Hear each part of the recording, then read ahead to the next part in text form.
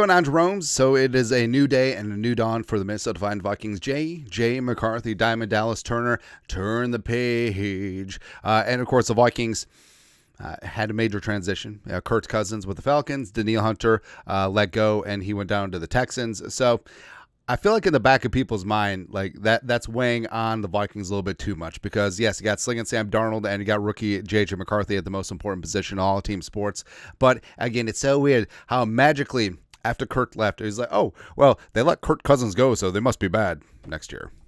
Even though last year, when the Vikings had 75,000 injuries and were on their quarterback 17, I mean, the Vikings still won 7 games, which is kind of amazing. But, yes, the future is now old man, potentially moving on with J.J. McCarthy, and kind of got high hopes for the Vikings this season. Of course, we always do because we drank the purple Kool-Aid, but I think overall, top to bottom, the Vikings have more talent than the Texans, who went 10-7 last year in the first year of C.J. Stroud. I'm not saying, I'm just saying. But, of course, ESPN, the worldwide leader in pissing in the Vikings cornflakes, just had to have some thoughts on some things, man. So, latest over at ESPN Bet, which, I don't know, like, I'm not like a prude or a curmudgeon old man. Actually, maybe curmudgeon old man. And also, I'm not a stranger to wagering a jelly bean or two, but I feel like ESPN's coverage where everything has to do with the line and the spread and the money line and the total, it's just like so much. Like, imagine trying to watch sports when you're not into gambling.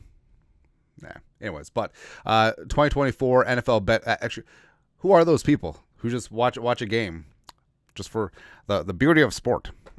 3 picks for all 32 teams, and of course, basically, they're saying just bet against the Vikings. Minnesota Vikings over under 6.5 wins. Now that's moved to 7.5 in a lot of spots. This is another one where I'll default to the price of the under 6.5 plus 120. So you're betting 100 jelly beans. You're getting 120 back if the Vikings have 6 or fewer wins, which. Okay. The first 2 months of Minnesota's schedule are pretty brutal. If they can't beat the Giants in week 1, they're looking at a potential 0-7 start. If that's the case, Kevin O'Connell likely will have to change from Sling and Sam Darnold to rookie J.J. McCarthy at quarterback, add some difficult NFC North competition, and the under is most appealing here. So he's talking about the price.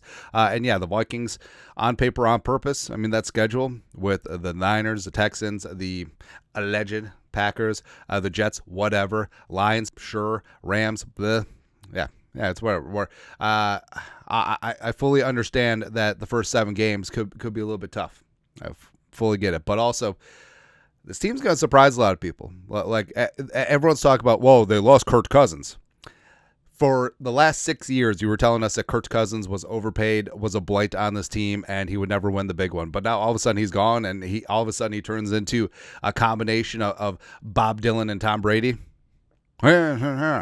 And yeah, losing Danielle Hunter sucks, but I mean, that defense is going to have a revolution on that side.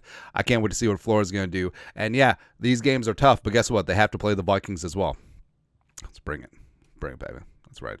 Continues. So basically says bet the over on Justin Jefferson over 1,275.5 yards, which seems pretty fair. Jefferson put up numbers last year despite a hamstring issue, despite with Nick Mullins as a quarterback, had some big-time games against the Lions, so I get it there. Last one, a week 1 bet, Giants pick'em versus the Vikings. Vikings on the road in the Meadowlands. In a coin flip game, I'll side with the Giants, PK at home in week 1. Now, generally, the home team is given 3 points, so the fact that's like an old rule of thumb. I don't know if it applies anymore, but Giants, Vikings basically pick them, saying that the Vikings are better. No big deal. While the Giants certainly weren't as good as their 2022 record indicated, I similarly think that they aren't quite as bad as their 2023 record.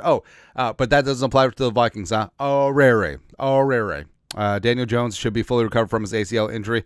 I don't know, like, did he also injure his arm and also injure his decision-making in the hippocampus?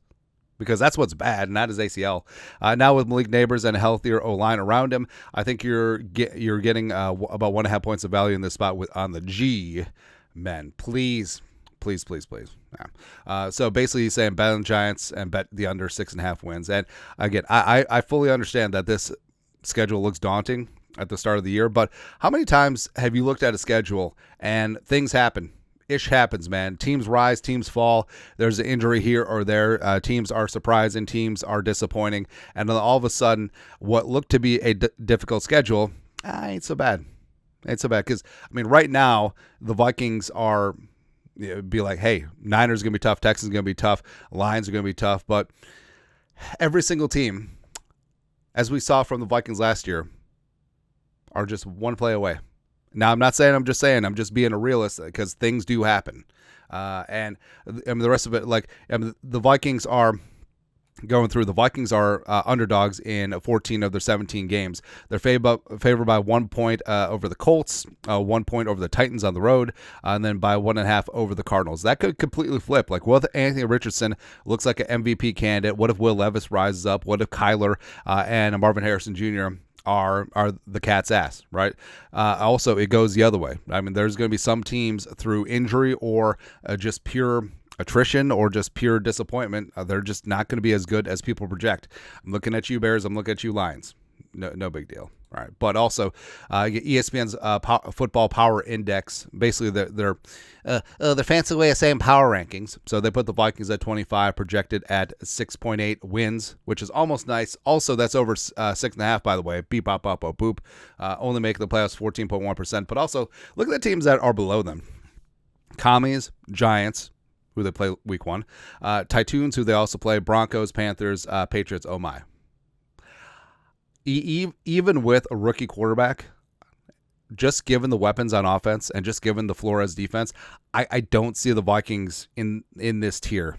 I just don't. But it's okay. I feel like there's going to be a ton of value out there. And shut up and take my jelly beans. Actually, we should replace this with a graphic of jelly beans. There we go. There we go. But anyways, ESPN makes the list, but of course, they've never been off it. Anyways, your thoughts are thoughts. Comment section below. You guys are the best. You know what to do. Skull production value.